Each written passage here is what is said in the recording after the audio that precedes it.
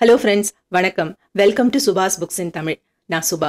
இன்னைக்கு நாம சுபாஸ் books in தமிழ்ல ஒரு புக்கை பத்தி பார்க்க போறதில்ல. அதுக்கு பதிலா கோர்செரா அப்படிங்கிற ஆன்லைன் பல்கலைக்கழகத்துல வெளிவந்திருக்கிற ஒரு course. Types of conflicts, conflict management. தமிழ்ல சொல்லணும்னா முரண்பாடுகள், கருத்து மோதல்கள் ஏற்படும் பொழுது அதை எப்படி கையாளுவது அப்படிங்கிறத பத்தின ஒரு பாடம். இது கலிபோர்னியா பல்கலைக்கழகத்துல அவங்களுடைய ஹியூமன் ரிசோர்ஸ் மாணவர்களுக்கு அந்த பேராசிரியர்கள் நடத்தக்கூடிய ஒரு வகுப்பு. ஒரே ஒரு வகுப்பு கிடையாது, ஒரு கோர்ஸ், ஒரு பேப்பர்னு சொல்லுவோம் இல்லையா, அந்த மாதிரி. அவங்க அங்கே என்னெல்லாம் நடத்துவாங்களோ அதை இங்கே நம்மளுக்கு ஃப்ரீயாக கொடுத்துருக்காங்க. ஸோ அதோடைய சம்மரியை தான் நாம் இன்னைக்கு பார்க்க போகிறோம். ஸோ கான்ஃப்ளிக்ட்ஸ் அல்லது கருத்து மோதல், முரண்பாடுகள் அப்படின்னு சொன்னால் அது எல்லா இடத்துலையும் இருக்குது இல்லையா. நம்ம வீட்டில், நாட்டில், நண்பர்கள் குழாமில், ஆன்லைனில், எல்லா இடத்துலையும் மனிதர்கள் எங்கெல்லாம் இருக்காங்களோ அங்கெல்லாம் கண்டிப்பாக முரண்பாடுகள் இருக்கும். இந்த பர்டிகுலர் கோர்ஸ் நீங்கள் ஒரு ஆஃபீஸில் வேலை செய்கிறீங்க அப்படின்னா, இவங்க ஆக்சுவலி ஹியூமன் ரிசோர்ஸ் ஆளுங்களுக்காக போட்டிருந்தாலுமே கூட இது எல்லாருக்குமே பயனளிக்கக்கூடிய ஒரு கோர்ஸ் தான். நீங்கள் மனிதர்களோட உங்கள் அலுவலகத்திலையோ வீட்லேயோ எங்கேயோ பழகுறீங்க அப்படின்னா அங்கே கண்டிப்பாக முரண்பாடுகள் வரும். அதை நீங்கள் எப்படி தீர்க்கறது, எப்படி கையாளுவது அப்படின்னு தெரிஞ்சுக்கும் பொழுது தான் அந்த இடத்துல ஒரு சுமூகமான சூழ்நிலை இருக்கும். ஸோ உங்களோட டீமாக இருந்தாலும், உங்கள் ஆஃபீஸ் டீமாக இருந்தாலும், அல்லது உங்கள் வீடாக இருந்தாலும், உங்கள் குடும்பமாக இருந்தாலும், அது வெல்லணும், அங்கே அமைதி இருக்கணும், அங்கே எல்லாரும் மகிழ்ச்சியாக இருக்கணும், அங்கே எல்லாரும் ப்ரொடக்டிவாக இருக்கணும் அப்படின்னு சொன்னால் அங்கே இருக்கக்கூடிய முரண்பாடுகள் நேர்மறையான வழியில் களையப்படணும். ஸோ அதை எப்படி களைவது, எப்படி கையாள்வது அப்படிங்கிறத பற்றி தான் இந்த கோர்ஸ். இப்போ நாமெல்லாம் வந்துட்டு இருந்த காலத்தில், படிச்சுட்டு இருந்த காலத்தில், பள்ளிக்கூடம் போயிட்டு இருந்த காலத்தில் நம்ம என்ன சொல்லுவோம்னா, எனக்கு ஒரு ஆப்பர்ச்சுனிட்டி இருந்திருந்தா நான் போய் இந்த மாதிரி யூனிவர்சிட்டிஸ்லாம் படிச்சிருப்பேன். ஆனால் எனக்கு வசதி இல்லை, எனக்கு வழிகாட்டுறதுக்கு யாரும் இல்லை, எங்கள் வீட்டில் யாரும் அந்த அளவுக்கு படித்தவங்க இல்லை, நான் ஒரு ஃபர்ஸ்ட் ஜெனரேஷன் கிராஜுவேட், நான் என்னை பற்றியும் சொல்லிக்கிறேன். ஸோ அதனால் என்னால் இதெல்லாம் பண்ண முடியல அப்படின்னு. ஆனால் இன்னைக்கு நமக்கு வாய்ப்புகள் எக்கச்சக்கமாக கொட்டி கிடக்கு. ஸோ இது எல்லாமே ஆன்லைனில் கிடைக்குது. இந்த கோர்செரா மட்டும் இல்லை, இந்த மாதிரி எக்கச்சக்கமான ஆன்லைன் யூனிவர்சிட்டிஸ் இருக்குது. அங்கே பல விதமான ஒரு ப்ராமினென்ட் பல்கலைக்கழகங்களில் இருந்து, ஹார்வர்டில் இருந்து, கலிஃபோர்னியா யூனிவர்சிட்டியிலேருந்து, நம்ம ஐஏஎம்ல இருந்து, ஆக்ஸ்ஃபோர்ட் யூனிவர்சிட்டியிலேருந்து நிறைய ப்ரொஃபஸர்ஸ் அவங்களோட கோர்ஸை நமக்காக ஃப்ரீயாக கொடுத்துட்ருக்காங்க. அதை போய் அள்ளி எடுத்துக்க வேண்டியது இப்போ இந்த ஜென்ரேஷனில் இது நம்மளோட கடமை தான். இந்த வீடியோக்குள்ளே போகிறதுக்கு முன்னாடி இந்த சப்ஜெக்ட் பற்றி நான் சில கேள்விகளை கம்யூனிட்டி போஸ்ட்டில் போட்டிருந்தேன். அதுக்கு எல்லாரும் ரொம்ப ஜென்யூனாக உங்களோட கருத்துக்களை எனக்கு தெரியப்படுத்தியிருந்தீங்க. அதுக்கு ரொம்ப ரொம்ப ரொம்ப நன்றி. நீங்கள் ஒவ்வொரு முறை உங்கள் கருத்தை தெரியப்படுத்தும் பொழுதும் நாமளும் உங்ககிட்ட இருந்து கற்றுக்குறோம். அது ஒரு முக்கியமான விஷயம். அடுத்தது நீங்கள் அதில் பார்ட்டிசிபேட் பண்ணிவிட்டு, ஆக்டிவ் லேர்னிங்னு சொல்லுவாங்க, அதை பார்ட்டிசிபேட் பண்ணிவிட்டு அதுக்கப்புறம் அந்த வீடியோ கேட்கும் பொழுது உங்களுக்கும் அதில் புதிய சிந்தனைகள் நிறைய தோன்றக்கூடும். அதையும் நீங்கள் எங்களோட பகிர்ந்துக்கோங்க. ஸோ உங்ககிட்ட இருந்து நாங்கள் கற்றுக்கிறதுக்கு எங்களுக்கும் ஒரு வாய்ப்பாக இருக்கும், எங்கள் எல்லாருக்குமே. இப்போ முரண்பாடு, கருத்து மோதல், இந்த கான்ஃப்ளிக்ட் அப்படிங்கிற வார்த்தையை கேட்ட உடனே அதுக்கு ஒரு நெகட்டிவ் ஷேடு தான் எல்லாருமே கொடுக்குறோம். ஏன் மனிதர்களுக்குள்ள கருத்து மோதல், முரண்பாடு ஏற்படுது, கான்ஃப்ளிக்ட் ஏன் ஏற்படுது அப்படின்னு கேள்வி கேட்ட உடனே பெரும்பாலான இடத்துல இருந்து வரக்கூடிய பதில் என்னவா இருக்குன்னா, ஏன்னா அங்கே ஈகோ இருக்கு, ஏன்னா ஜெலசி இருக்கு, பொறாமப்படுறாங்க மனுஷங்க, ஏன்னா அவங்களுக்கு ரொம்ப ஆணவம் இருக்கு, அவங்க அறியாமையில் இருக்காங்க, அவங்களுக்கு கருத்து புரிதல் இல்லை, அவங்க ரொம்ப இம்மெச்சூரா இருக்காங்க, அல்லது அதுக்கு அப்படியே ஆப்போசிட், அவங்க தனக்கு தான் எல்லாம் தெரியுங்கிற ஒரு திமிரோட இருக்காங்க, அப்படின்ற மாதிரி ஒரு நெகட்டிவான பதில்களை நாம் அதுக்கு கொடுக்குறோம். அது ரொம்ப இயல்பான விஷயம்தான். ஏன் அந்த மாதிரி நமக்கு ஒரு நெகட்டிவ் ஐடியாஸ் இருக்கு கான்ஃப்ளிக்ட்ஸ் மேலே அப்படின்னா, ஒரு முரண்பாடு அப்படிங்கிறது ஒரு அன்கம்ஃபர்டபுள் சுச்சுவேஷனை எல்லாருக்குமே ஏற்படுத்துது. அங்கே ஒரு சங்கடம், ஏதோ ஒரு யதார்த்தத்தை மீறி ஏதோ ஒரு சரியில்லாத நிலை ஏற்பட போகுது அப்படிங்கிற ஒரு ஒரு லைட் அங்கே எரியுது. ஐயோ, சண்டை வரப்போகுது, ஏதோ பிரச்சனை வரப்போகுது, ஆர்கியூமெண்ட் வரப்போகுது, அமைதி கொலைய போகுது, என் தலையில் இது எப்படி விடிய போகுதோ அப்படிங்கிற பயமும் ஆன்சைட்டியும் பதட்டமும் எல்லாருக்குமே ஏற்படுது. அதனால தான் நம்ம அதை ஒரு நெகட்டிவாக அணுகிறோம். ஆனால் உண்மை என்னன்னா, கான்ஃப்ளிக்ட் இல்லாமல் நம்மளால இருக்க முடியாது. அப்போ அதை எப்படி எதிர்மறையாக பார்க்கறது, எதிர்மறையாக பார்க்காம நேர்மறையாக பார்க்கறது, அதை எப்படி பாசிட்டிவாக கையாளுறது, அதிலிருந்து எப்படி நாம் நன்மைகளை எடுத்துக்கிறது அப்படிங்கிறத தெரிஞ்சுக்கும் பொழுது அது நம்மளுடைய முன்னேற்றத்துக்கு எப்படி உதவ போகுது அப்படிங்கிறத பற்றி தான் இந்த ஹோல் சப்ஜெக்ட், இந்த என்டையர் வீடியோவும் அதை பற்றி தான் இருக்க போகுது. அதை பற்றி தான் இந்த லெசனை போட்டிருக்காங்க ப்ரொஃபஸர். உண்மையிலே உங்களோட டீமில், உங்கள் ஃபேமிலியில், அது ஆஃபீஸில், எந்த இடத்துலையோ முரண்பாடுகள் வருது, கருத்து மோதல்கள் வருது அப்படின்னா என்ன அர்த்தம்னா, உங்கள் டீம் ஒரு டைனாமிக் டீமாக இருக்குது, ஒரு பலம் வாய்ந்த ஒரு டீம் அப்படின்னு அர்த்தம். ஏன்னா அங்கே இருக்கக்கூடிய மனிதர்கள் வேறு வேறு திறமை உடையவர்களாக இருக்காங்க. அவங்களுக்கு வேற வேற வரலாறு இருக்கு. அதாவது வேற வேற பின்னணியில அவங்க வளர்ந்தவங்களா இருக்காங்க. அவங்களுக்கு வேற வேற மூளை செயல்பாடுகள் இருக்கு. வேற வேற சிந்தனைகள் இருக்கு. வேற வேற கருத்துகள் இருக்கு. ஒரு வேற வேற பார்வைகள் இருக்கு. ஸோ ஒரு பிரச்சனை வரும்பொழுது எல்லாரும் ஒரே மாதிரி தான் அதை அணுகுறோம் அப்படின்னு சொன்னா அங்க தீர்வே கிடைக்காது. எல்லாரும் சீக்கிரமா பிரச்சனையில மாட்டிக்கிட்டு சீக்கிரமா செத்துருவோம். ஆனா ஒவ்வொருத்தருக்கும் வேற வேற திறமைகள் இருக்கிறதுனால ஒவ்வொருத்தரும் ஒரு பிரச்சனைய வேற வேற பார்வை கோணத்துல இருந்து அணுகி வேற வேற சொல்யூஷன்ஸ் கொடுக்கும்போது அந்த எல்லா தீர்வுகளையும் சேர்த்து ஒரு பின்னலா பின்னினா அந்த பின்னல் தான் அந்த பிரச்சனையை எதிர்கொள்வதற்கான வலுவை உங்களுக்கு தரும். அதை பண்ணக்கூடிய டீம், அதை பண்ணக்கூடிய நபரா நீங்க இருந்தீங்கன்னா நீங்க தான் ஒரு திறமையான தலைவர். நீங்க தான் ஒரு ப்ரொடக்டிவ் லீடர். உங்களால அந்த டீமை முன்னகர்த்திக்கிட்டு போக முடியும். அது அலுவலக டீமா இருந்தாலும் சரி, உங்க ஃபேமிலியா இருந்தாலும் சரி. இது எப்ப நடக்கும்னா இந்த கான்ஃப்ளிக்ட்ஸை, இந்த முரண்பாடுகளை எப்படி பாசிட்டிவா கையாள்றது, எப்படி சரியா அணுகிறது அப்படிங்கிறத நாம தெரிஞ்சுக்கிட்டா மட்டும்தான் நடக்கும். ஏன்னா கான்ஃப்ளிக்ட்ஸுங்கிறதுல பாசிட்டிவ் கான்ஃப்ளிக்ட், நெகட்டிவ் கான்ஃப்ளிக்ட்னு எதுவும் கிடையாது. Conflict is a conflict. முரண்பாடுனா முரண்பாடு தான். அது நேர்மறையானதா எதிர்மறையானதான்னு அதுல ஒன்றும் கிடையாது. அது நம்மளுடைய அணுகுமுறையில தான் இருக்கு. நாம அதை நேர்மறையா அணுகும் பொழுது, சரியா கையாளும் பொழுது அது நம்மளுடைய முன்னேற்றத்துக்கு வழிவகுக்கிறது.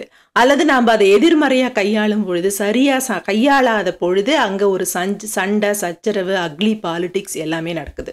நம்ம கருத்துக்கு எதிர்பட்ட கருத்தை ஒருத்தர் வைக்கிறாருன்னு உடனே நமக்கு கொஞ்சம் அப்படி கருக்குன்னு இருக்கும், கொஞ்சம் பயமா இருக்கும். என்ன இவர் நம்மள முட்டாள்னு சொல்றாரோ, இந்த விஷயத்த தான் நான் இத்தனை நாளா நம்பிட்டு இருந்தேன், இப்ப திடீர்னு இவர் இது தப்பு அப்படின்னு சொல்லிட்டாருன்னா அதை நான் அவர் தப்புன்னு நான் நிரூபிக்கணும் இல்ல. இல்லைன்னா என்ன ஆயிடும், இதை நம்பிக்கிட்டு இருந்த நான் தான் முட்டாள்ங்கிற மாதிரி ஆயிடும் அப்படிங்கிற ஒரு சிந்தனை நம்ம எல்லாருக்குள்ளேயுமே இருக்கு. அது மனிதனுடைய இயல்பான சிந்தனை. அதனால நம்ம என்ன பண்றோம், அந்த இடத்த ஒரு உணர்ச்சி வசப்பட்ட நிலையிலிருந்து அணுகிறோம். அதனால அந்த கான்ஃப்ளிக்ட் ஒரு எதிர்மறை விளைவுகளுக்கு, அந்த கருத்து மோதல் ஒரு எதிர்மறை விளைவுகளுக்கு வழிவகுக்குது. ஸோ அங்கே ஒரு எதிர்மறை சிந்தனை வந்த உடனே அந்த கான்ஃப்ளிக்டை எப்படியாவது நம்ம அமுக்கிடணும், யாருக்கும் தெரியாமல் இதை போட்டு அமுக்கிடணும். அந்த ஸ்வீப்பிங் அண்டர் த ரக்குன்னு சொல்லுவாங்கள்ல, அந்த மாதிரி யாருக்கும் தெரியாமல் அதை அப்படியே கூடையை கமுத்து மூடிடணும் அப்படிங்கிற சிந்தனை தான் நமக்கு வருதே ஒழிய, அதை நாம் எதிர்கொள்ளணும், அதில் இருக்கக்கூடிய நலன்கள் என்னவோ அதை நாம் எடுத்துக்கணும், அதுதான் நம்மளுடைய ஒட்டுமொத்த டீமுடைய வளர்ச்சிக்கு முக்கியம் அப்படிங்கிற சிந்தனை வரமாட்டேங்குது. நான் ஏற்கனவே சொன்ன மாதிரி அது ஒரு அன்கம்ஃபர்டபுள் ஃபீலிங் தான். ஆனால் அந்த அன்கம்ஃபர்டபுள், அந்த சங்கடத்தை தாண்டி வாழறது எப்படின்னு நாம் கற்றுக்கணும். அப்போ தான் நீங்கள் ஒரு லீடராக இருக்க முடியும். ஸோ இந்த பாடத்திட்டத்துக்கு 3 விதமான அப்ஜெக்டிவ்ஸ், பிக் அப்ஜெக்டிவ்ஸ் கொடுத்துருக்காங்க ப்ரொஃபஸர். அதை நாம் கற்றுக்கணும்னு அவங்க நினைக்கிறாங்க. நம்பர் 1, என்னென்ன விதமான முரண்பாடுகள் இருக்குது, முரண்பாடுங்கிறது ஒரு விஷயம், அதில் என்னென்ன வகை இருக்குது, அதை எப்படி கண்டுபிடிக்கிறது அப்படிங்கிறது. 2வது, இந்த கருத்து முரண்பாடுகளில் இருக்கக்கூடிய பாசிட்டிவான விஷயங்கள் என்னென்ன, அதனால் ஏற்படக்கூடிய நன்மைகள் என்னென்ன அப்படிங்கிறத தெரிஞ்சுக்கிறது. 3வது, இந்த கருத்து முரண்பாடுகள் ஏற்படும் பொழுது அதை எப்படி பாசிட்டிவாக கையாண்டு நம்மளுடைய டீம் முன்னேறுவதற்கு, நாமளும் தனிப்பட்ட முறையில் முன்னேறுவதற்கு, நம்மளோட டீமும் முன்னேறுவதற்கு, அங்கே ஒரு ப்ரொடக்டிவிட்டி இன்க்ரீஸ் ஆகிறதுக்கு, செயல்திறன் அதிகரிப்பதற்கு எப்படி நம்ம என்ன விதமான செயல்பாடுகள் நம்ம முன்னெடுக்கணும் அப்படிங்கிறத தெரிஞ்சுக்கிறது. முதல்ல ப்ரொஃபஸர் என்ன சொல்றாங்கன்னா, இந்த கான்ஃப்ளிக்ட்ஸ்ல 3 வகை தான் இருக்கு அப்படின்னு சொல்றாங்க. எக்கனாமிக்கல் கான்ஃப்ளிக்ட், பொருளாதார அடிப்படையிலான முரண்பாடு.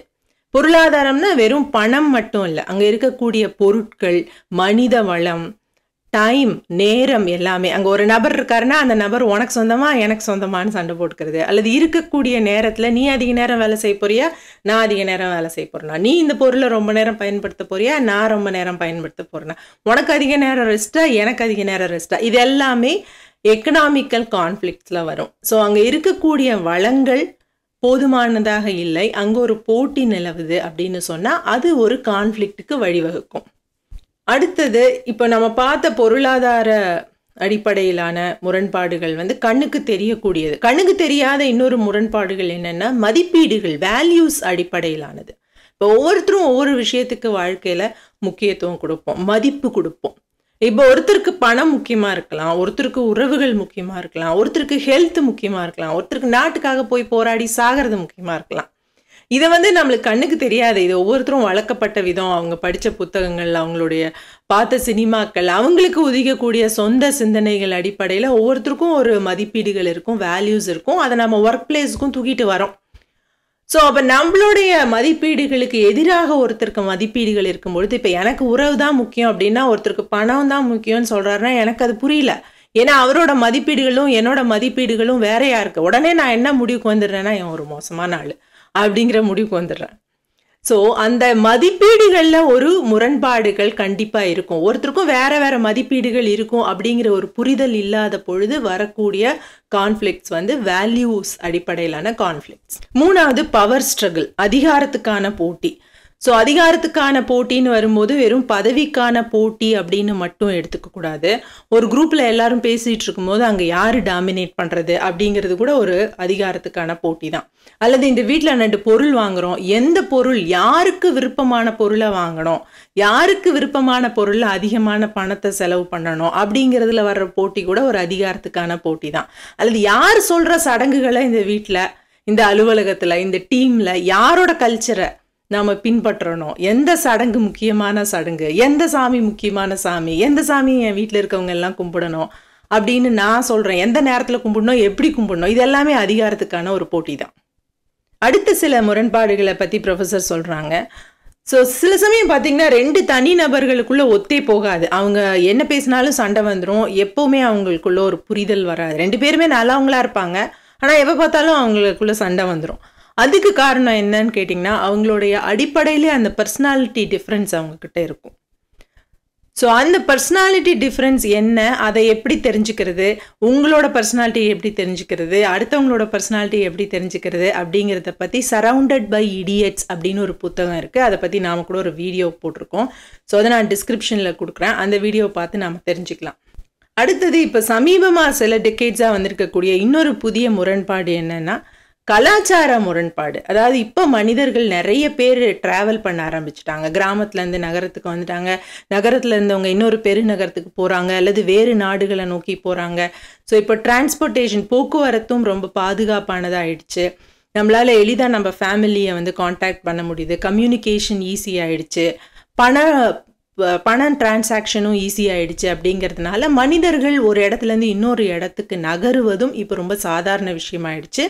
இப்போ எல்லா இடங்கள்லையுமே அந்த ஊர்க்காரங்க மட்டும்தான் வேலை செய்கிறாங்கன்னு சொல்ல முடியாது, பலவேறு இடங்கள்லேருந்து வந்தவங்க வேலை செய்கிறாங்க. அப்போ அந்த மனிதர்களுக்குள்ளே இருக்கக்கூடிய அந்த கலாச்சார புரிதலின்மை, அவங்க ஊரில் வேறு கல்ச்சர் இருக்கும், நம்ம ஊரில் வேறு கல்ச்சர் இருக்கும், அவங்க வேறு மாதிரி பேசுவாங்க. ஒரு ஊரில் சத்தமாக பேசுவாங்க, ஒரு ஊரில் மெதுவாக பேசுவாங்க, ஒரு ஊரில் பார்த்தோன்னே வணக்கம் சொல்லுவாங்க, ஒரு ஊரில் பார்த்தோன்னே கட்டி பிடிச்சிப்பாங்க. இதெல்லாமே கல்ச்சுரல் டிஃப்ரென்சஸ். இந்த கல்ச்சுரல் டிஃப்ரென்ஸ்னால ஏற்படக்கூடிய முரண்பாடுகள், இப்படி இந்த ஏதோ ஒரு முரண்பாடு தான் உங்களோட அலுவலகத்தில், உங்களோட டீமில் இருக்க முடியும். இப்போ இது சில கேஸ் ஸ்டடீஸோட எக்ஸாம்பிள்ஸோட விளக்கியிருக்காங்க ப்ரொஃபஸர். ஸோ முதல் விஷயம் அவங்க சொல்கிறது என்னென்னா, ஒரு எக்ஸாம்பிள், ஒரு சினேரியோ. அதில் வந்து என்ன, ஒரு மேனேஜர் இருக்கார், உங்கள் மேனேஜர் அங்கே வந்து கம்பெனியில் அவருக்கு வேலையை சீக்கிரமாக முடிச்சு கொடுக்க வேண்டிய ஒரு நெருக்கடி இருக்குது. ஏதோ ஒரு காரணத்தினால வேலை டிலே ஆகிடுச்சு, இப்போ டெலிவரி டைம் வந்துடுச்சு. ஆனால் உங்கள் கம்பெனி பாலிசி படி எல்லாரும் 5 மணிக்கெலாம் லாக் அவுட் பண்ணிடணும், எல்லாரும் சைன் அவுட் பண்ணிடணும். இப்போ மேனேஜர் என்ன சொல்கிறாருன்னா, இந்த வேலையை சீக்கிரமாக முடிச்சு கொடுக்கணும், இல்லைன்னா எனக்கு பிரச்சனை ஆகிடும், அதனால நீ கம்பெனிக்கு தெரியாமல் சைன் அவுட் பண்ணிவிட்டு உட்காந்து இந்த வேலையை எனக்கு முடிச்சு கொடு அப்படின்னு சொல்கிறாருன்னு வைங்களேன். இப்போ இந்த மேனேஜரை பொறுத்த வரைக்கும் அது ஒரு பொருளாதார ரீதியினால முரண்பாடு. அவருக்கு டைம்ங்கிற ரீசோர்ஸ் குறைவாக தான் இருக்குது, அதனால அவருக்கு ஒரு எக்கனாமிக்கல் கான்ஃப்ளிக்ட் அங்கே இருக்குது. உங்களை பொறுத்த வரைக்கும் அது ஒரு வேல்யூ கான்ஃப்ளிக்ட், மதிப்பீடுகளின் அடிப்படையிலான முரண்பாடு. இப்போ நீங்கள் கம்பெனியை ஏமாத்துறதா ஆகிடும். இதை நீங்கள் எப்படி கையாளுவீங்க? ப்ரொஃபஸர் சொல்கிறாங்க, இந்த இடத்துல 4 ஆப்ஷன் தான் இருக்குது. ஒன்று, அவரை பகைச்சிக்க கூடாதுங்கிறதுக்காக பேசாமல் கம்பெனி பாலிசிக்கு எகெயின்ஸ்டாக இருந்தாலும் பரவாயில்லன்னு சொல்லிட்டு இந்த வேலையை செஞ்சு முடிச்சுட்டு போயிடுறது. 2வது, நமக்கு ஏன்பா வம்பு நீ எஸ்கேப் ஆகிறதுக்காக, சார் எனக்கு பயங்கரமாக வயிற்று வலிக்குது, இல்லை என் குழந்தைக்கு உடம்பு சரியில்லையா, எனக்கு இப்போ தான் ஃபோன் வந்துச்சு, நான் வீட்டுக்கு போகணும் அப்படின்னு வேறு காரணத்தை சொல்லிட்டு போயிடுறது. 3வது, அவரோட மேனேஜர்கிட்ட போய் இவரை போட்டு கொடுத்துறது. 4வது, இல்லை சார் நான் உங்களுக்காக எந்த வேலை வேணாலும் செய்ய தயாராக இருக்கேன், வேலை செய்யறது எனக்கு என்னோட கடமை தான், இந்த வேலையில் எனக்கும் பங்கு இருக்குது, இந்த டீமோட ப்ரொடக்டிவிட்டியில் எனக்கு அக்கறை இருக்குது, ஆனால் கம்பெனி பாலிசிக்கு எதிராகவோ சட்ட விரோதமாகவோ நான் எந்த வேலையும் செய்ய மாட்டேன் அப்படின்னு டைரெக்டாக அந்த மேனேஜர் கிட்ட பேசிடுறது. ப்ரொஃபஸர் சொல்கிறாங்க இந்த 4வது ஆப்ஷன் தான் சரியான ஆப்ஷன் அப்படின்னு. ஏன் இந்த 4வது ஆப்ஷன் தான் சரியான ஆப்ஷன்னா, மற்ற 3 ஆப்ஷன்ஸையுமே நம்ம உணர்ச்சி வசப்பட்ட நிலையிலேருந்து தான் எடுக்கிறோம். ஒரு பயத்துலேயோ ஒரு எரிச்சல்லையோ ஒரு கடுப்புலையோ அதை எடுக்கிறோம். அங்கே ஒரு நேர்மறையாக ஒரு நேர்மையாக அந்த பிரச்சனையை நாம் அணுகலை. ஸோ ஒரு கான்ஃப்ளிக்ட்ஸை தீர்க்கறதுக்கான முதல் படி உணர்ச்சி வசப்படாத நிலையிலிருந்து அதை அணுகிறதும் நேர்மையோடையும் நேர்மறையாகவும் அதை அணுகிறதும் தான் அப்படின்னு சொல்கிறாங்க ப்ரொஃபஸர். 2வது எக்ஸாம்பிள் கொடுத்துருக்காங்க. இப்போ உங்கள் ஆஃபீஸில் ஒருத்தங்க இருக்காங்க, அவங்க திடீர்னு உங்களை ஒரு நாள் வந்து சாப்பிட கூப்பிட்றாங்க. வா நானியும் சேர்ந்து சாப்பிட போகலாம், உனக்கு நான் சாப்பாடு வாங்கி தரேன் அப்படின்னு. உடனே நீங்கள் சொல்கிறீங்க இல்லை சாப்பிட போகலாம், ஆனால் நீ வாங்கி தர வேணாம், நானே வாங்கிக்கிறேன் அப்படின்னு.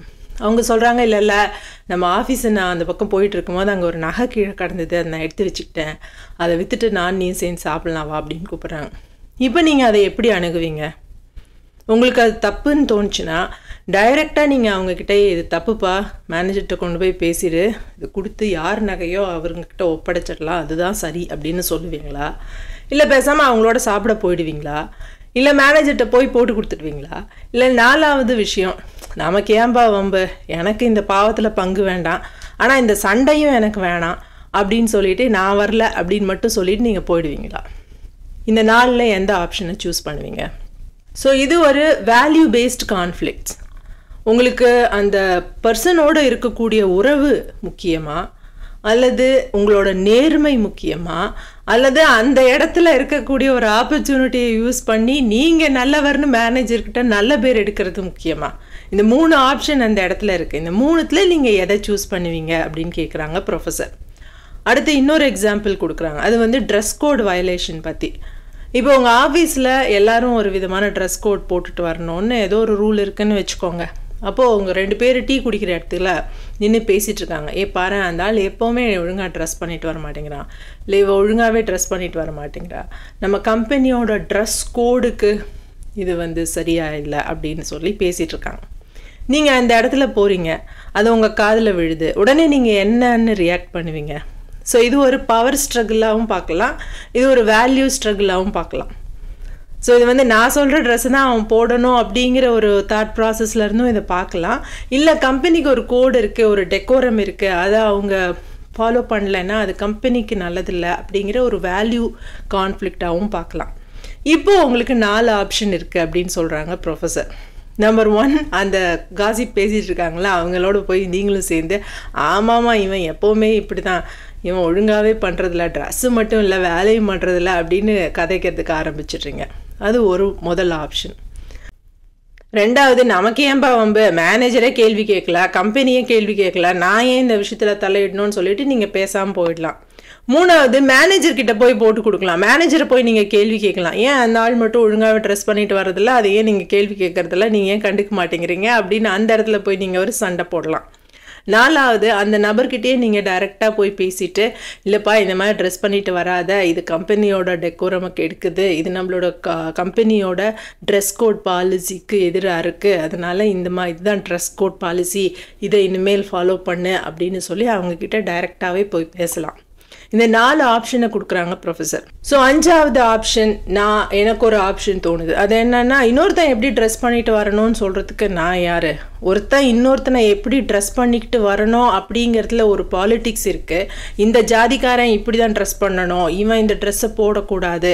அந்த காலத்தில் பார்த்தீங்கன்னா ஒரு பெண்ணுடைய புடவை கட்ட வச்சு அவங்க என்ன ஜாதின்னு சொல்லிடலாம், அந்த மாதிரியான அளவுக்கு இறுக்கமான கட்டுப்பாடுகளை சமூகம் போட்டிருந்தது. ஸோ ஒருத்தர் இன்னொருத்தர் எப்படி ட்ரெஸ் பண்ணணும் அப்படின்னு சொல்ல நினைக்கிறாங்கனாலே அங்கே ஒரு பவர் ஸ்ட்ரகிள் இருக்குது. நான் சொல்கிற மாதிரி தான் நீ ட்ரெஸ் பண்ணணும், நான் சொல்கிற மாதிரி தான் நீ தலையை முடிக்கணும், நான் சொல்கிறேன் நீ வந்து புருஷனை இழந்த உடனே முடியை மழிச்சிக்கணும்னா நீ மழிச்சிக்கணும், வெள்ளைப்புடவை தான் கட்டணும்னா வெள்ளைப்புடவை தான் கட்டணும் அப்படின்னு ஒரு ட்ரெஸ் கோடை, இன்னொருத்தருக்கான ட்ரெஸ் கோடை போடுறதுக்கு நாம் யார் அப்படிங்கிற ஒரு கேள்வி. அதையே நம்ம கம்பெனிக்கிட்ட அட்வொகேட் பண்ணக்கூடாது. இந்த கம்பெனிக்கு வேலை செய்கிறதுக்கு வர்றதுக்கும் இந்த ட்ரெஸ் கோடுக்கும் என்ன சம்மந்தம் இருக்குது? ஏன் இதை சொல்கிறீங்க? கம்பெனிங்கிறது மனிதர்களால் ஏற்படுத்தப்பட்ட ஒரு கூட்டமைப்பு தானே. அதில் நீங்கள் ஒருத்தர் நம்மக்கிட்ட வந்து வேலை செய்ய வராங்கன்னு அவங்களோட உடை வரைக்கும் கை வைக்கிறதுக்கு நமக்கு என்ன அதிகாரம் இருக்குது அப்படின்ற ஒரு கேள்வியை நாம் எழுப்பலாம். இன்னொரு பார்வையும் இருக்குது. ஒரு சில வேலைகளில் பார்த்திங்கன்னா கண்டிப்பாக எல்லாரும் யூனிஃபார்ம் போட்டு தான் இருக்கணும். ஒரு டாக்டர், ஒரு நர்ஸ், ஒரு போலீஸ் இருக்காங்கன்னா அவங்க அந்த இடத்துக்குள்ளே வரும்பொழுதே இவங்க தான் உதவி கேட்கறதுக்கான நபர், இவங்ககிட்ட தான் நம்ம பேசணும் அப்படின்னு மக்களுக்கெல்லாம் தெரியணும். அப்போ அவங்க அந்த யூனிஃபார்மில் இருக்கும்பொழுது தான் எல்லாரும் அவங்கக்கிட்ட போய் தைரியமாக அணுகுவாங்க, அவங்க பிரச்சனையை சொல்லுவாங்க. ஸோ அந்த இடத்துல ஒரு யூனிஃபார்ம் தேவைப்படுறதாகவும் இருக்கலாம். ஸோ இந்த மாதிரி ஒரு பிரச்சனைன்னு வரும்பொழுது அதுக்கு பலவேறு ஆங்கிள் இருக்குது, பலவேறு பாசிபிலிட்டிஸ் இருக்குது. இந்த எல்லா பாசிபிலிட்டிஸையும் நாம் யோசித்து பார்த்து ஒரு உணர்ச்சி வசப்படாத நிலையில் இருந்து அணுகி அதுக்கு ஒரு தீர்வையோ ஒரு விளக்கத்தையோ முன்வைக்கும் பொழுது தான் நம்ம கொஞ்சம் கொஞ்சமாக நம்மளோட டீமாகவோ நம்ம குடும்பமாகவோ ஒரு சமூகமாகவோ முன்னேறுவதற்கு அது ஒரு வாய்ப்பாக இருக்கும். இப்போ இந்த ஜாதிக்காரங்க இந்த ட்ரெஸ் தான் போடணும் அப்படின்னு சொல்லிக்கிட்டு இருந்த ஒரு சமூகத்தில் அன்னைக்கு அது எல்லாருக்கும் கரெக்டாக தான் பட்டுது. நீ யார் நான் என்ன ட்ரெஸ் போடணும்னு சொன்னதுக்கு, நான் இப்படி தான் போடுவேன் அப்படின்னு ஒருத்தர் போட ஆரம்பிக்கும் பொழுது அது ஒரு கருத்து முரண்பாடு, அது ஒரு திமிர் பிடிச்சத்தனம், ஒரு ஈகோத்தனமாக தான் மற்றவர்களுக்கு பட்டிருக்கும். ஸோ ஆனால் அந்த இடத்துல இருந்து தான் கொஞ்சம் கொஞ்சமாக சமூகம் மாற தொடங்கியது. ஸோ ஒருத்தர் புதிய சிந்தனையை முன்வைக்கும் பொழுதே அது பழைய சிந்தனைக்கு, எல்லோராலும் ஏற்றுக்கொள்ளப்பட்ட ஒரு சிந்தனைக்கு எதிரான கருத்து தான். அங்கே ஒரு சண்டை வரும், அங்கே ஒரு பிரச்சனை வர்றதுக்கான பாசிபிலிட்டி இருக்குது. ஆனால் அதுக்காக பயந்துக்கிட்டு நம்ம புதிய சிந்தனையவே சொல்லாமையும் இருக்க முடியாது. அப்போ நம்மளால் முன்னேறவே முடியாது. அப்போது முரண்பாடுகளை நாம் பேசித்தான் தீர்க்க வேண்டியிருக்கு. முரண்பாடுகள் இருந்தால் மட்டும்தான் நம்மளோட டீம் முன்னேற முடியும். முரண்பாடுகள் இருந்தால் மட்டும்தான் மனித சமூகமே முன்னேற முடியும். இப்போ எப்படி இதை பாசிட்டிவான முறையில் அணுகி பேசி தீர்க்கறது? அப்போ இந்த முரண்பாடுகளை நேர்மறையாக பேசி தீர்க்கறதுக்கு, அதை நேர்மறையாக அணுகிறதுக்கு நாம் ஞாபகம் வச்சுக்க வேண்டிய விஷயங்கள் என்னெல்லாம் அப்படின்னு சொல்கிறாங்க ப்ரொஃபஸர். முதல் விஷயம், முரண்பாடு இருக்கும், இருந்தே தான் தீரும், அது தவிர்க்க முடியாதது, அது நன்மை பயக்கக்கூடியது அப்படிங்கிற புரிதல் நமக்கு இருக்கணும், அது நமக்கு ஞாபகத்தில் இருக்கணும். அப்படி இருந்தால் மட்டும்தான் ஒரு முரண்பாடு ஏற்படும் பொழுது ஒரு உணர்ச்சி வசப்பட்ட நிலையிலிருந்து அதை அணுகாமல் இது இயல்பு, ஒரு டீமாக 4 பேர் சேர்ந்து செயல்படும் பொழுது இது ரொம்ப இயல்பான விஷயம் அப்படிங்கிற ஒரு புரிதலோடு நாம் அதை அணுகுவோம். 4வது, நம்மளோட அலுவலகத்தில் இருக்கக்கூடிய மக்கள் அவங்களுடைய ஐடியாஸை, அவங்களுடைய சிந்தனைகளை, கருத்துக்களை பகிர்ந்துக்கிறதுக்கான ஒரு சுதந்திர வெளியை நாம் ஏற்படுத்தி கொடுக்கணும். இதை எப்படி ஏற்படுத்தி கொடுக்கறது? அவங்க ஒரு கருத்தை முன்வைக்கும் பொழுது மரியாதையோடு அதை நாம் கேட்டுக்கணும். அது எவ்வளவுதான் நம்ம கருத்துக்கு முரண்பட்ட கருத்தாக இருந்தாலும், மாற்று கருத்து இருந்தாலும், அந்த கருத்தை சொல்வதற்கு அவருக்கு உரிமை இருக்கிறது அப்படிங்கிற புரிதல் நமக்கு இருக்கணும். அப்போ உங்கள் டீமில் இருக்கிற எல்லாருக்குமே ஆக்டிவ் லிசனிங்னா என்ன அப்படிங்கிறத பற்றி தெரிஞ்சிருக்கணும். ஸோ இன்னொருத்தர் ஒரு புதிய கருத்தை வைக்கும் பொழுது அதை நம்ம ஆக்டிவாக காது கொடுத்து கேட்கும் பொழுது மட்டும்தான் அவருக்கு நம்மளை இவங்களை மதித்து கேட்குறாங்க, நம்ம சொல்கிற கருத்தை இவங்க மதித்து கேட்குறாங்கங்கிற ஒரு சிந்தனை வரும். அந்த எண்ணம் அவங்களுக்கு வந்ததுக்கு அப்புறம் தான் அந்த டீம் மேலே, அந்த ப்ராஜெக்ட் மேலே, அந்த வேலை மேலே, உங்கள் மேலே, அங்கே இருக்கக்கூடிய நபர்கள் மேலே அவங்களுக்கு ஒரு பிடிப்பு வரும். இவங்கெல்லாம் நம்ம மனிதர்கள், இவங்கக்கிட்ட நம்ம கருத்தை ஷேர் பண்ணலாம், நம்ம எல்லாம் ஒரே ஆளுங்க, ஒரே டீம், நம்ம ஒன்றா முன்னேற போகிறோம், நம்மளோட முன்னேற்றமும் அவங்களோட முன்னேற்றமும் ஒருங்கிணைந்தது, ஒன்றோடு ஒன்று பின்னி பிணைந்தது அப்படிங்கிற ஒரு நம்பிக்கையும் புரிதலும் அப்போ தான் அவங்களுக்கு வரும். அப்போ உங்கள் டீமில் இருக்கிறவங்க எல்லாரும் ஒரு முரண்பாடு ஏற்படும் பொழுது எப்படி செயல்படுறாங்க, அதாவது நம்மளையும் உட்பட நம்மளையும் மற்றவர்களையும் நம்ம கவனிக்க தொடங்கணும். எப்படி உடனே அவங்களோட பிஹேவியர் மாறுது, அக்ரஸிவாக பேசுகிறாங்களா, கோவப்பட்டு பேசுகிறாங்களா, குரலை வசதி பேசுகிறாங்களா, நீளமாக பேசுகிறாங்களா, ஓவர் கம்யூனிகேட் பண்ணுறது, நாமளே பேசிக்கிட்டே இருந்துடுறது, அதனால் எதிராளியே பேசவே விடக்கூடாது, பேசினாதானே அவங்க மாற்று கருத்து சொல்கிறாங்க அப்படிங்கிற மாதிரியான பிஹேவியர்லாம் ஏன் வருதுன்னா, ஒரு கான்ஃப்ளிக்டே இல்லாத இடம்தான் நல்ல இடம். கான்ஃப்ளிக்டே இல்லாமல் இருந்துடணும். கான்ஃப்ளிக்ட் எனக்கு அன்கம்ஃபர்டபிலிட்டி கொடுக்குது, எனக்கு சங்கடத்தை கொடுக்குது, எனக்கு அது பிடிக்கல, அதனால் அது இல்லாத ஒரு மாய உலகம் ஒன்று கிடச்சிடணும் அப்படிங்கிற நம்மளோட போலியான எதிர்பார்ப்புலேருந்து வருது. ஸோ அந்த மாதிரியான அணுகுமுறை தான் நம்மக்கிட்டேயும் நம்ம டீம்கிட்டையும் இருக்குது. அப்படின்னா கான்ஃப்ளிக்ட்னா என்ன, முரண்பாடுனா என்ன, அது ஏன் ஏற்படுது, அதனால் என்ன நன்மை அப்படிங்கிறத பற்றி முதல்ல நம்மளோட டீமுக்கு நாம் பேசி புரிய வைக்கணும். 2வது, அது எந்த மாதிரியான கான்ஃப்ளிக்ட், இந்த 3 டைப் ஆஃப் கான்ஃப்ளிக்ட்ஸ் பார்த்தோம். அதுக்கப்புறம் கல்ச்சரல் டிஃப்ரென்ஸ்னால வரக்கூடிய கான்ஃப்ளிக்ட்ஸ் பற்றி பார்த்தோம். ஸோ இதில் எந்த மாதிரியான கான்ஃப்ளிக்ட் அது அப்படிங்கிறத முதல்ல தெரிஞ்சுக்கிறது. அடுத்த முக்கியமான விஷயம், அந்த மாற்று கருத்து சொல்லக்கூடிய நபர்கிட்ட நம்ம ஆக்டிவாக லிசன் பண்ணுறது. ஆக்டிவ் லிசனிங் பற்றி நம்ம நிறைய வீடியோஸ் போட்டிருக்கோம். ஸோ ஆக்டிவ் லிசனிங் நம்ம எல்லாருக்குமே ரொம்ப முக்கியம். ஆக்டிவ் லிசனிங் தான் வந்துட்டு அடுத்த நபருக்கு வந்து ஓகே நம்ம சொல்கிறத இவங்க கவனிக்கிறாங்க, நமக்கு மரியாதை கொடுக்குறாங்க அப்படிங்கிற ஒரு நம்பிக்கையை கொடுக்கும். அப்படின்னா என்னென்னா ஒன்றும் இல்லை, அவங்க ஒரு விஷயத்த வந்து சொல்ல வராங்கன்னா அவங்க முழுமையாக பேசி முடிக்கிறதுக்கு நாம் அலோவ் பண்ணணும், நம்பர் 1. 2வது, அவங்க அதை சொல்லிக்கிட்டு இருக்கும்போது நம்ம ஃபோனை நோண்டிக்கிட்டோ வேறு பக்கம் பார்த்துக்கிட்டோ இல்லாமல் அவங்க மேலே கவனத்தை வைக்கணும், அதை அவங்களுக்கு காட்டணும். அவங்க பேசி முடிச்சதுக்கப்புறம் நீ இதை தானே சொல்ல வந்த, நீ இந்த விஷயத்தை தானே சொன்ன அப்படின்னு அவங்க சொன்னதை சுருக்கமாக திருப்பி அவங்களுக்கே சொன்னோன்னா ஓகே நம்ம சொல்கிறத இவங்க கவனிச்சிருக்காங்க, கவனிச்சுட்டு தான் பதில் சொல்கிறாங்க அப்படின்னு நாம் சொல்கிற பதில் மேலேயும் அவங்களுக்கு ஒரு மரியாதை வரும். அடுத்தது, சில சமயம் நம்ம வந்து ஆக்டிவாக லிசன் பண்ணுவோம், ஆனால் நமக்கு எதிரில் இருக்கிறவங்க ஆக்டிவாக லிசன் பண்ண மாட்டாங்க. அந்த சமயத்தில் நம்ம அவங்களுக்கு அதை மாடல் பண்ணி காட்டணும் 1. 2வது, நான் சொல்கிறத முழுமையாக கேட்டுட்டு நீங்கள் பதில் சொல்லுங்கள் அப்படின்னு உறுதியாக அவங்கக்கிட்ட சொல்லக்கூடிய தைரியம் நமக்கு இருக்கணும். அதே நேரத்தில் அந்த முரண்பாடுகள் பேசி தீர்க்கப்படுறது ரொம்ப முக்கியம். அது அப்படியே காமாக கையாளணும் அப்படின்னா என்ன அர்த்தம்னா, நம்ம அப்படியே காமாக எந்திரிச்சு போயிடலாம், பேசிவாக இருந்துடலாம், நம்ம அதை பேசினா தானே சண்டை ஆகும், அப்படியே அவங்களே பேசிட்டு போட்டோம், அவங்க விஷயத்தையே விட்டுடலாம் அப்படின்னு ஓடக்கூடாது. அது இருந்தாலும் உங்கள் டீமோ உங்களோட குடும்பமோ அந்த முரண்பாடு இருந்துட்டு அது தீர்க்காமல் இருக்கும் பொழுது அது அப்படியே ஒரு சைலண்ட் பாம் மாதிரி போக போக போக போக அது பெருசாகிட்டே போய் ஒரு நாள் பாம்னு வெடிக்கும். ஸோ அதுக்கும் நாம் இடம் கொடுக்கக்கூடாது.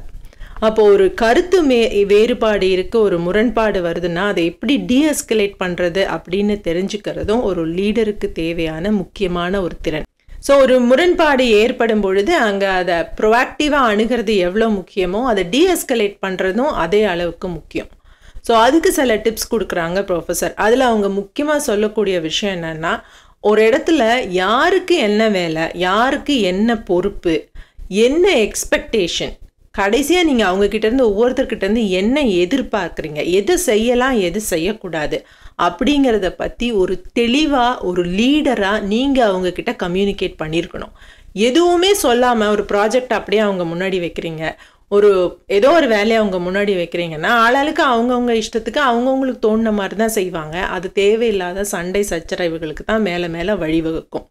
அதனால் எக்ஸ்பெக்டேஷன்ஸை கிளியராக கம்யூனிகேட் பண்ணுறது ஒரு லீடராக உங்களுடைய முதல் கடமை. 2வது முக்கியமான விஷயம், அந்த இடத்துல முக்கியமாக அந்த கருத்து வேறுபாடு வரும்பொழுது, ஒரு கான்ஃப்ளிக்ட் வரும்பொழுது உணர்ச்சி வசப்படாமல் இருக்கிறது நம்மளோட கடமை. ஒரு கான்ஃப்ளிக்ட் வந்த உடனே அது நமக்கு ஒரு அட்ரினலின் ரஷ்ஷை கொடுக்கும். உடனே நமக்கு கொஞ்சம் கையில் வைக்கும், உடம்பெல்லாம் சூடாகிற மாதிரி இருக்கும், அப்படியே ஒரு சண்டை வரப்போகுது அப்படிங்கிற ஒரு நிலைமை வரும்பொழுது மனிதர்களுக்குள்ள இயல்பாகவே அந்த ஃபிசியலாஜிக்கல் சேஞ்சஸ் நடக்குது. ஏன்னா கான்ஃப்ளிக்ட்ஸை நாம் விரும்புறதில்ல, அது நமக்கு சண்டைன்னா அழிவு அப்படின்னு நமக்குள்ள ஒரு பதிவு இருக்குது. ஸோ அந்த பதிவு இருக்குங்கிறதையும் நாம் முதல்ல அக்செப்ட் பண்ணிக்கணும். அதையும் தாண்டி நீங்கள் உங்களை காமாக வச்சுக்க முடிஞ்சால் நீங்கள் தான் ஒரு சிறந்த தலைவர், உங்களோட டீம் தான் முன்னாடி போகும். 3வது ஆக்டிவ் லிசனிங். அவங்க என்ன சொல்ல வராங்கன்னு ஆக்டிவாக லிசன் பண்ணுறது. ஆக்டிவ் லிசனிங்னா என்னன்னு உங்கள் டீமில் இருக்கிறவங்களுக்கும் பயிற்சி கொடுக்கறது. ஓப்பன் மைண்டடாக அவங்க சொல்கிற விஷயத்தை கேட்கறது ரொம்ப ரொம்ப முக்கியம். அவங்க சொல்கிறது எதிர்க்கிறது. ஸோ அந்த எதிர்கருத்தை நாம் கேட்க போகும்பொழுது நம்மளோட ஈகோவை மண்டைக்குள்ளேருந்து கழட்டி வச்சுட்டு, இது எல்லா மனிதர்களுக்கும் இருக்கக்கூடிய விஷயம் தான். உங்களுக்கு சொல்கிறதுனால அது உங்களுக்கு இருக்க எனக்கு இல்லைன்னு அர்த்தம் இல்லை, எனக்கும் இருக்குது, நானும் அதில் ப்ராக்டிஸ் பண்ணி தான் ஆகணும். உங்களுக்கு சொல்கிறதோட எனக்கும் நான் சொல்லிக்கிறேன். ஸோ நம்மளோட ஈகோவை நம்மக்கிட்டேருந்து கழட்டி வச்சுட்டு முழுமையாக அந்த நபர்கிட்ட சரண்டர் ஆகி அவங்க என்ன சொல்கிறாங்களோ அந்த கருத்தை வந்து முழுமையாக நம்ம ஏற்றுக்கணும். ஃபார் எக்ஸாம்பிள் என்ன சொல்கிறாங்கன்னா, இப்போ உங்கள் கம்பெனியில் ஒருத்தர் வந்து ஜாயின் பண்ண வராங்க, ஒரு டீம் வந்து ஜாயின் பண்ண வராங்க, அவங்க புது ஜென்ஸி டீம்னு வச்சுக்கோங்களேன். இப்போ தான் ரீசெண்ட் கிராஜுவேட்ஸ் அவங்க வராங்கன்னு உடனே உங்களுக்கு என்ன தோணுதுன்னா, ஐயோ இவங்க ஒழுங்காகவே வேலை செய்ய மாட்டாங்க, இவங்களுக்கு ஒர்க் எத்திக்ஸே கிடையாது, இவங்க டைமுக்கு வரமாட்டாங்க, இவங்கெல்லாம் ஒவ்வொரு நிமிஷம் ரீல் பார்த்து பழகினவங்க, இப்படிலாம் எத்தனையோ ப்ரிஜுடிஸ் உங்கள் மண்டைக்குள்ளே ஓடக்கூடும். ஏன்னா அவங்களும் மனுஷங்க தான், நாமளும் மனுஷங்க தான், நம்மளுக்கும் ப்ரிஜுடிசஸ் இருக்குது. ஸோ இந்த மாதிரி ஒரு நிலை ஏற்பட்ட உடனே அதை நீங்கள் ப்ரொடக்டிவாக அணுகிறது எப்படி? நீங்கள் மேனேஜர்கிட்ட போய் கம்ப்ளைண்ட் பண்ணலாம், எனக்கு ஏன் இந்த டீம் கொடுத்தீங்க, எனக்கு ஒரு எக்ஸ்பீரியன்ஸ் டீம் கொடுங்க அப்படின்னு. இல்லைன்னா தலையெடுத்தேன்னு அவங்கக்கிட்ட நீ பாட்டுக்கு என்னத்தையான செஞ்சுட்டு நான் பாட்டு செஞ்சுட்டு இருக்கேன்னு வாழலாம். மூணாவது, அவங்களோட ஒரு ஓப்பன் கம்யூனிகேஷனுக்காக நீங்க தயாராகிக்கலாம்.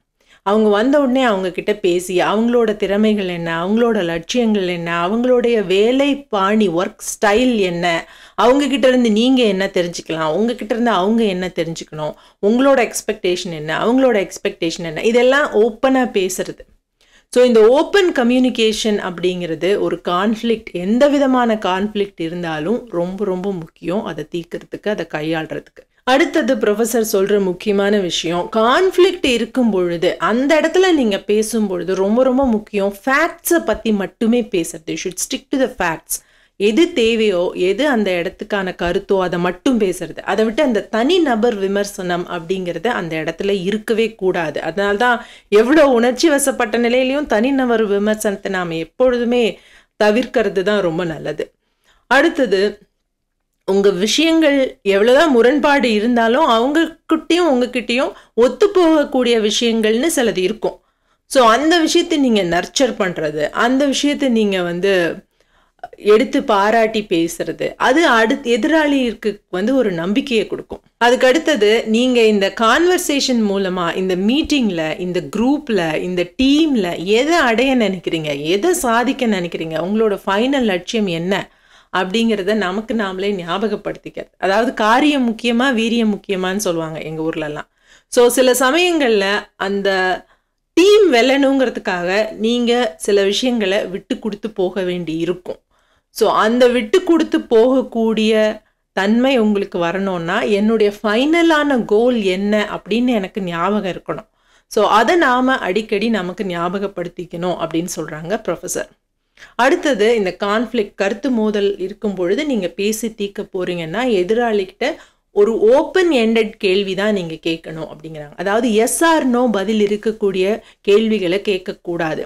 நீ ஒத்துக்கிறியா இல்லையா நான் சொல்றத, இது கரெக்டா இல்லையா அப்படின்னு கேள்வி கேட்கக்கூடாது. ஆனா அதுக்கு பதிலாக இதை பத்தி உங்களோட ஒப்பீனியன் என்ன அப்படின்னு தான் நீங்க கேட்டு கான்வர்சேஷனை ஆரம்பிக்கணும் அப்படின்னு சொல்றாங்க. இவங்க ஒரு எக்ஸாம்பிள் கொடுத்துருக்காங்க. ஃபார் எக்ஸாம்பிள், நீங்கள் உங்கள் கூட வேலை செய்கிற ஒருத்தவங்களோட வீட்டுக்கு போகிறீங்க. அவங்க வீட்டுக்கு போன உடனே பார்த்தீங்கன்னா அங்கே இருக்கக்கூடிய பொருட்களை எல்லாம் எங்கேயோ பார்த்துருக்கேனே அப்படின்னு உங்களுக்கு தோணுது. இந்த ஃபோனை நான் எங்கேயோ பார்த்துருக்கேன், இந்த பென் ஸ்டாண்டை எங்கேயோ பார்த்துருக்கேன், இந்த பென்சிலை கூட நான் எங்கேயோ பார்த்துருக்கேன். அப்புறம் தான் உங்களுக்கு தோணுது, இதெல்லாம் நம்மளோட ஆஃபீஸ் பொருட்களில் அப்படின்னு. இப்போ அதை நீங்கள் எப்படி கையாளுவீங்க? அவங்கக்கிட்ட நீங்கள் நேரடியாக கேட்டுடலாம், அல்லது மேனேஜர்கிட்ட போய் போட்டு கொடுத்துடலாம், இல்லை அவங்க திருடி தான் இருப்பாங்கன்னு நீங்கள் ஒரு முடிவுக்கு வந்துடலாம், இல்லை நமக்கு என்ன போச்சுன்னு விட்டுடலாம். ஸோ இந்த மாதிரியான இடங்களில் நீங்கள் முதல்ல பண்ண வேண்டியது ஒரு ஓப்பன் கான்வர்சேஷன் தான். நீ இதெல்லாம் ஆஃபீஸ் பொருள்லாம் எடுத்துகிட்டு வந்து வச்சுருக்கல அப்படின்னு கேட்கக்கூடாது. அப்படி கேட்டால் அதுக்கு ஒரு எஸ்ஆர் நோ ஆன்சரை நீங்கள் எதிர்பார்க்குறீங்க. அது ஒரு ஓப்பன் ஹேண்டட் கொஸ்டின் இல்லை. இந்த பொருட்கள்லாம் ஆஃபீஸ் பொருட்கள் மாதிரி இருக்கே, இது நீங்கள் வீட்டில் வச்சுருக்கிறதுக்கு ஏதாவது காரணம் இருக்கா, இதுக்கு நீங்கள் ஏதாவது சொல்ல விரும்புகிறீங்களா அப்படின்னு கேட்டிங்கன்னா அவங்கக்கிட்ட ஏதோ ஒரு காரணம் இருக்கலாம், நமக்கு தெரியாது. அவங்க திருடி தான் வந்திருப்பாங்கன்னு ஒரு முன்முடிவுக்கு நாமளே வந்துடக்கூடாது. அவங்க ஒரு காரணத்தையோ ஒரு விளக்கத்தையோ சொல்லி அதுக்கப்புறமும் அது உங்களுக்கு சமாதானமாக இல்லை அவங்க கண்டிப்பாக திருடிட்டு தான் வந்திருக்காங்க அப்படின்னு உங்களுக்கு தோணுதுன்னா அதுக்கு அடுத்த கட்ட நடவடிக்கையை நீங்கள் அடுத்ததாக தான் எடுக்கணும்.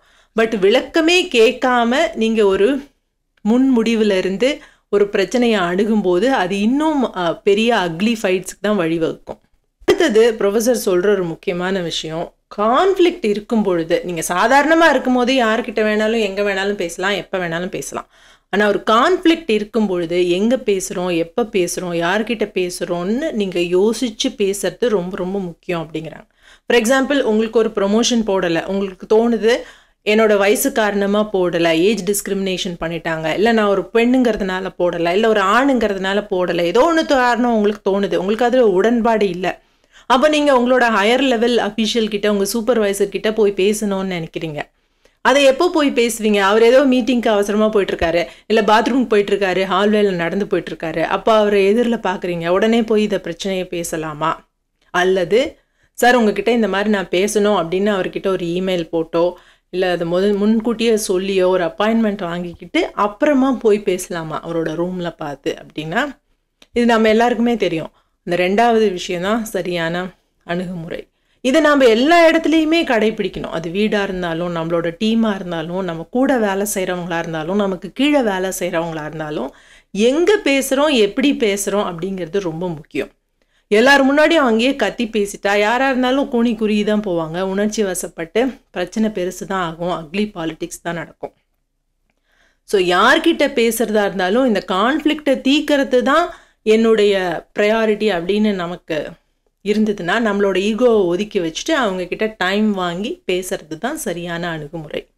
அடுத்தது, அவங்களோட கருத்தை மட்டும் நீங்கள் கேட்டுக்கணும்னு அவசியம் கிடையாது. உங்களோட கருத்து என்ன, உங்களுக்கு இருக்கக்கூடிய தயக்கங்கள் என்ன, உங்களுக்கு இருக்கக்கூடிய பயங்கள் என்ன, இந்த பிரச்சனையை அவங்க சொல்கிற விதத்தில் அணுகினா அதனால் என்னென்ன பிரச்சனை வரக்கூடும்னு நீங்கள் நினைக்கிறீங்க அப்படிங்கிறத அவங்களுக்கு தெளிவாகவும் விளக்கமாகவும் உணர்ச்சி வசப்படாமலும் புரிய வைக்கிறதும் நம்மளோட கடமை தான். ஐயோ இது என்னங்க இவ்வளோலாம் பண்ணணுமா, பேசாமல் இருந்துட்டு போத, தீந்தா தீரட்டும், அது தீர்றப்ப தீரட்டோன்னு சொல்லி நாம் விட்டுறேன் அப்படின்னு நம்ம விட முடியாது. அப்படி விட்டால் நாம் ஒரு சிறந்த தலைவராகவும் இருக்க முடியாது. நம்மளோட குடும்பமோ நம்மளோட டீமோ முன்னேறாது. ஏன்னா காஸ்ட் ஆஃப் கான்ஃப்ளிக்ட்ஸ் அப்படின்னு ஒன்று இருக்குது அப்படின்னு சொல்கிறாங்க ப்ரொஃபஸர். ஸோ தீர்க்கப்படாத பிரச்சனைகள், அது நீங்கள் பேசி தீர்க்கல, அங்கே அப்படியே அந்த முரண்பாடோடையே விட்டுறீங்க அப்படின்னா உங்கள் டீமில் என்னெல்லாம் பிரச்சனை வரும்? முதல்ல உங்கள் டீமில் இருக்கக்கூடிய நபர்கள் ஒருத்தர் மேலே ஒருத்தருக்கு இருக்கிற நம்பிக்கை இழப்பார்கள். அதனால் ப்ரொடக்டிவிட்டி, செயல்திறன் குறையும். அடுத்தது, அந்த டீமில் இருக்கிறவங்கலாம் வேலையை விட்டு போக ஆரம்பிப்பாங்க. ஏன்னா அங்கே அந்த மாதிரியான ஒரு அன்கம்ஃபர்டபுள் சுச்சுவேஷன் இல்லையா, அது அங்கே இருக்கிறதுக்கு யாருக்குமே பிடிக்காது. அப்போது அங்கே இருக்கிற டேர்ன் ஓவர் ஜாஸ்தியாகும். ஸோ அதனால் ஏற்படக்கூடிய ஓவர் ஹெட் காஸ்ட். ஸோ ஒருத்தர் வேலையை விட்டு போகிறாருன்னா அவரை ஃபில் பண்ணுற வரைக்கும் அந்த இடத்துல வேலை நடக்காது. அது ஒரு பிரச்சனை. நீங்கள் ஒரு புது நபரை கொண்டு வந்தீங்கன்னா அவங்கள ட்ரெயின் பண்ணணும், அதுக்கு ஒரு காஸ்ட் இருக்குது, அது ஒரு பிரச்சனை. இந்த தீர்க்கப்படாத முரண்பாடுகள் அப்படியே போச்சுன்னா அது கைகலப்பா ஃபிசிக்கல் ஃபைட்டாக கூட மாறிடலாம். அது ஒரு முக்கியமான பிரச்சனை. அதுக்கப்புறம் அதனால் வரக்கூடிய லீகல் பிரச்சனைகள், இது குடும்பமாக இருந்தாலும் ஆஃபீஸாக இருந்தாலும் இந்த காஸ்ட் ஆஃப் கான்ஃப்ளிக்ட் சேமாக தான் இருக்கும். எல்லா இடத்துலையும் இது நடந்து தான் தீரும். ஸோ அதனால் வரக்கூடிய லீகல் பிரச்சனை, அதனால் வரக்கூடிய மனக்குழப்பம், உங்களுக்கும் அதில் பிரச்சனை, உங்கள் கம்பெனி பேரும் கெட்டு போகும், உங்கள் குடும்பம் பேரும் கெட்டு போகும். அதுக்காக நீங்கள் செலவு பண்ணக்கூடிய செலவுகள் நிறையா இருக்கும். அப்படின்னு நீங்கள் பிரச்சனைகளை நான் தீர்க்காமல் விட்டுறேன், இவ்வளோ வேலையெல்லாம் என்னால் பண்ண முடியாதுன்னு இருக்க முடியாது. ஏன்னா அதுக்கு அடுத்தடுத்த பிரச்சனைகளை கொண்டு வந்துக்கிட்டே இருக்கும். அப்படின்னா நான் என்னோட அதிகாரத்தை பயன்படுத்தி எல்லாரையும் அடக்கிடுறேன் அப்படின்னு சொன்னீங்கன்னா அது ஒரு சரியான டீம் இல்லை. அப்போ நீங்கள் எல்லாருடைய திறமையையும் அங்கே மதிக்கலைன்னு அர்த்தம். ஸோ ஒரு டிரான்ஸ்பேரன்சி இருக்கக்கூடிய டீம் தான் சரியான டீம். அங்கே தான் மனிதர்கள் தங்களுக்கு இருக்கக்கூடிய ஐடியாஸையும் திறமைகளையும் பயம் இல்லாமல் வெளிப்படுத்துவாங்க. அதுக்கான சுதந்திர வெளி அவங்களுக்கு இருந்தால் மட்டும்தான் அந்த டீம் வெல்லும். அந்த வெளியை நீங்கள் கொடுத்தா மட்டும்தான் நீங்கள் ஒரு சரியான லீடர். நீங்கள் அப்படியே அமுக்கி வச்சிங்கன்னா உங்கள் கண்ணுக்கு முன்னாடி அவங்க எல்லாத்தையும் ஒத்துக்கிற மாதிரி நடித்தாலுமே கூட எப்படா இந்த இடத்த விட்டு ஓடலான்னு பார்த்துக்கிட்டே இருப்பாங்க. உங்ககிட்ட எந்த ஒரு பாசிட்டிவான விஷயத்தையும் அவங்க சொல்ல மாட்டாங்க. உள்ளுக்குள்ளேயே அக்லி பாலிடிக்ஸ் பண்ணுவாங்க. ஸோ அக்லி பாலிடிக்ஸ் எங்கெல்லாம் நடக்குதோ அங்கெல்லாம் நீங்கள் போய் பாருங்கள். அங்கே ஒரு கண்ட்ரோல் ஃப்ரீக்கான தலைமை கண்டிப்பாக இருக்கும். ஸோ எனக்கு அதிகாரம் இருக்குது, அதனால் நான் சொல்கிறத தான் கேட்கணும் எல்லாரும் அப்படின்னு நினைக்கக்கூடாது. அதிகாரங்கிறத அந்த ஃபைனல் அந்த க்ளூவாக தான் இருக்கணும். அந்த டீமில் இருக்கக்கூடிய எல்லாரையும் ஒருங்கிணைக்கக்கூடிய அந்த கோந்து, அந்த பசை, அதுதான் உங்களுடைய அதிகாரத்தினுடைய முக்கிய நோக்கமாக இருக்கணும். உங்களை விட திறமை படைத்த பலரோடையும் உங்களால் கம்ஃபர்டபுளாக வேலை செய்ய முடிஞ்சு அந்த மாதிரியான ஒரு டீமை உங்களால் கோஆர்டினேட் பண்ணி பில்ட் பண்ண முடிஞ்சால் மட்டும்தான் நீங்கள் ஒரு சிறந்த தலைவர். ஸோ உங்கள் பக்கத்தில் இருக்கிறவங்க, உங்கள் கீழே வேலை செய்கிறவங்க உங்களோட திறமைசாலியாக இருக்கிறது உங்களுக்கு ஒரு ஆன்சைட்டியை கொடுக்குதுன்னா அப்போ நாம் அந்த தலைவர் பதவிக்கு ஒரு சரியான ஃபிட் இல்லைன்னு அர்த்தம். ஸோ நீங்கள் இந்த விஷயங்களை எல்லாம் நடைமுறைப்படுத்தி உங்கள் டீமில் கொஞ்சம் கொஞ்சமாக இதை ஒரு கல்ச்சராக அங்கே எடுத்துகிட்டு வர உங்கள் டீமுடைய கலாச்சாரமே இதுவாக மாறி போயிடுச்சு அப்படின்னு சொன்னால் அந்த டீமில் எல்லாரும் பாசிட்டிவாக இருப்பாங்க. எல்லாரும் அவங்களோட கருத்துக்களை பகிர்ந்துப்பாங்க. எல்லாரும் எல்லாரோடையும் ஒரு சுமூகமான உறவோடு இருப்பாங்க. எல்லாருமே சேர்ந்து முன்னேறலாம். அது உங்கள் டீமாக இருந்தாலும் சரி, இல்லை உங்கள் ஃபேமிலியாக இருந்தாலும் சரி, எல்லாரும் சேர்ந்து முன்னேறதுக்கும் அங்கே ஒரு ஆரோக்கியமான ஒரு மனநிலை நிலவரத்துக்கும் அது வழிவகுக்கும். இதுதான் இந்த கோர்ஸோட ஒட்டுமொத்த சாரம். இதை நீங்கள் போய் டைரெக்டாகவே எடுத்துக்கலாம். இது ஒரு 8 to 10 hours தான் ஆகும் இது கம்ப்ளீட் பண்ணுறதுக்கு. ஸோ உங்களால் முடிஞ்சதுன்னா இதை டைரெக்டாக எடுத்துக்கோங்க. இதில் நீங்கள் உங்களோட கருத்துக்களையும் பகிர்ந்துக்க முடியும். உங்களுக்கு நிச்சயமாக ஹெல்ப்ஃபுல்லாக இருக்கும். அண்ட் இது ஃப்ரீ. ஸோ அதனால் நீங்கள் தாராளமாக எடுத்துக்கலாம். இது உங்களுக்கு பிடிச்சிருந்ததுன்னா, பயனுள்ளதாக இருந்ததுன்னா இதுக்கு லைக் பண்ணுங்கள். இதில் இருக்கக்கூடிய விஷயங்கள், கருத்துக்களை பற்றி உங்களோட கருத்துக்களை எங்களோட கமெண்ட்ஸில் பகிர்ந்துக்கோங்க. அப்போ தான் உங்ககிட்ட இருந்து நான் கற்றுக்கிறதுக்கும் எனக்கும் ஹெல்ப்ஃபுல்லாக இருக்கும். இது வரைக்கும் நீங்கள் இதை பொறுமையாக பார்த்ததுக்கு ரொம்ப நன்றி.